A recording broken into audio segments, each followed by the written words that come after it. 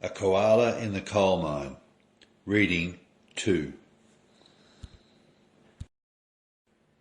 Deserving better.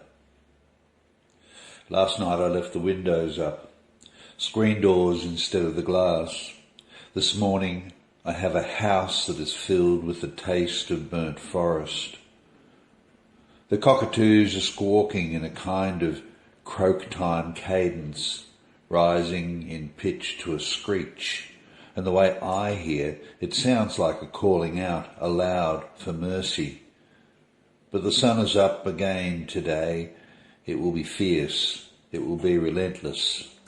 So I'll leave a little drink in a bowl beneath the plum, in case they're thirsty. Sad songs play in my mind as I look out through a middling blue haze. Some mornings I have watched smoke lazing in little valleys, and some days the hills around me are distorted by the thickness in the air. I'm reminded of when I was a child with chronic asthma, trying to know how to breathe when my lungs would not work. And I can feel it again, the choking, the wheeze, the desperation for a gulp of easy air. I hear the cockatoos again, and I know what they are asking. Some days I wonder, what is it that I have done? And some days I know the answer, nothing. I have done nothing for too long and too much, too determinedly. I have done nothing to deserve anything better.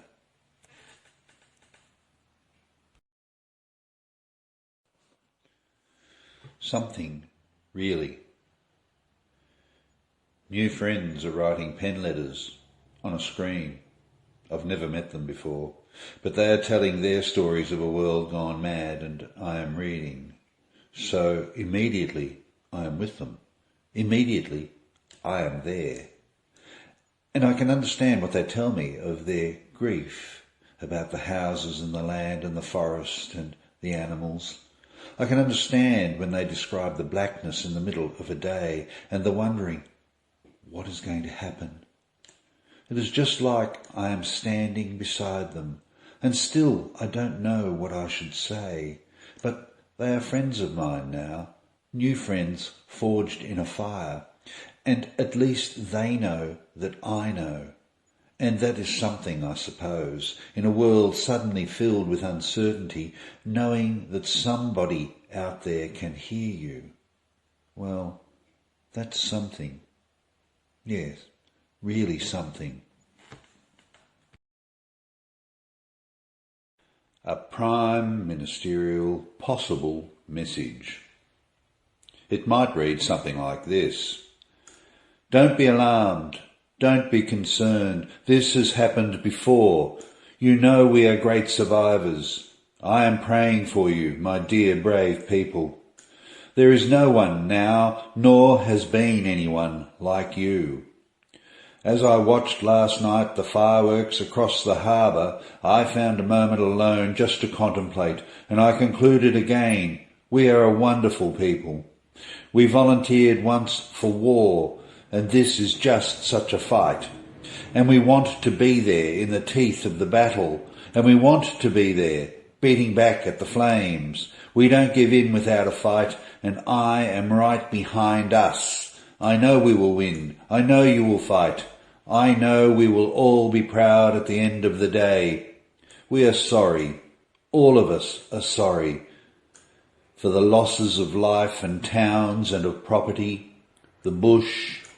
But at the end of the day, I will be a proud man to be the leader of you at such a time. So fight again, and fight strong. Fight again as long as it takes. We are all Australian, and we have fought before. You are today's heroes, and you should know, as I watched the glittering lights last night across the harbour, I was thinking of you, of us, and I felt proud. We can all feel very proud. Looking away from a trip I took.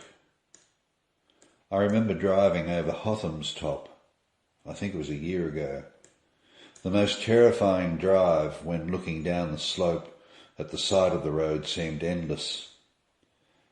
The mountain air was a beautiful thing, distilled right out of eucalypt trees. And on the other side, going downhill from Omeo to Meetung and to Bairnsdale, well, by then we were in Gippsland and the forest gave slow way to the sea. I recall how green it was, and I remember the chuckle of a gold-bottomed creek, thinking how nice it might be to maybe live there. We walked on a beach, listened to the washing of the waves. I took pictures of old driftwood that held images, looked a lot like faces. Now, I get to trace the line of that journey on a map with the tip of my finger. Orbost and Cairn River, Buchan with its caves, Malakuta, the long stretch of downhill highway that took us coasting right to Orbost's front door. But I don't suppose I will go there again. I don't suppose there will be much left.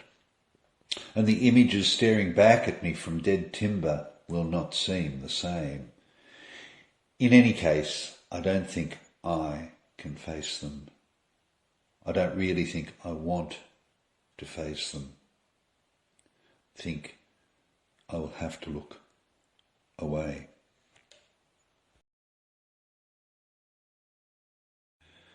Pray for a bottle of rain. What will we do without water? We cannot drink brown dust. We will sell the rights, dig holes down into the earth, draw it up into the tank of a truck, send it to the city, put it in a bottle, sell it for the good of someone's health, from fresh mountain springs. You know it must be good for someone's health. What will we do for water? Nothing is falling from the sky. We're restricted to using 100 litres a day. I can hardly wash my face with that. What will we do with no rain? We'll sell the rights to a water mining venture. Make $1 for the people of this state. This is for the good of all of you. We might ship some in a tanker across the ocean to China. It's all being done with you at the forefront of our minds. What will we do for water now? You know there's not enough to grow the grain, and today I see that the country has been set on fire.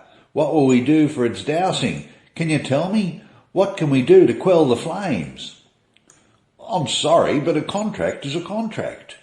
I'm sorry, what do you expect me to do? I'm sorry, but there's no good in you complaining. You know you'll have to pray for rain. In the end, and always, you will have to pray for rain.